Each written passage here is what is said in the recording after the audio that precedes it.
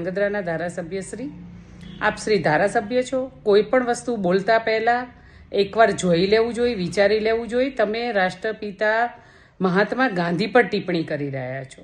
ખરેખર તમને શરમ આવવી જોઈએ.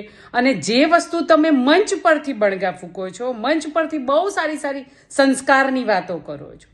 તમને ધારાસભ્ય એટલા માટે બનાવ્યા છે કે તમારા જ વિસ્તારની અંદર દારૂના અડ્ડાઓ ધમધમે છે તો બંધ કરાવો ને, જુગાર રમાય છે તો બંધ કરાવો ને, વ્યભિચારી લોકો પાર્ટીની અંદર છે તો એમની હકાલપટ્ટી કરો ને.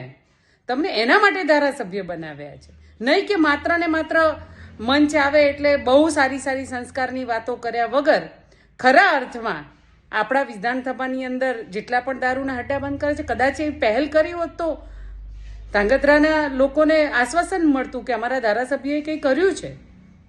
એટલે સંસ્કારની બહુ સારી સારી વાતો ફેસબુકના માધ્યમથી ન સારી લાગે. ખરેખર વિસ્તારમાં ઉતરવું જોઈએ અને ખરેખર પ્રાણ પ્રશ્નો છે એના પર વાત કરવી જોઈએ.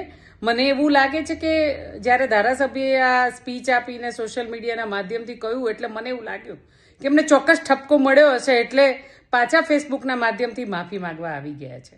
પણ ખરેખર જોયા જાણ્યા વગર તમે કોઈ એવા વ્યક્તિ પર આક્ષેપ ન કરી શકો. મારું તમને એક જ વિનંતી છે કે તમે કોઈ પણ વસ્તુ બોલતા પહેલા 100 વાર વિચાર કરો, કારણ કે ગાંધીના ગુજરાતની અંદર દારૂબંધી હોવી જોઈએ એ માત્ર કાગળ પર છે અને બધા જ ધારાસભ્યો સ્વીકાર્યા વગર પોતાના વિસ્તારની અંદર જે દારૂના હડા ધમધમે છે એને બંધ કરાવો. બસ મારે વિશેષ કંઈ નથી કહેવું. ધારાસભ્યને વિનંતી કરું છું કે કોઈ પણ વસ્તુ જોયા વગર ન બોલો. બસ મારું આટલું જ કહેવું હતું. જય હિન્દ, જય ભારત.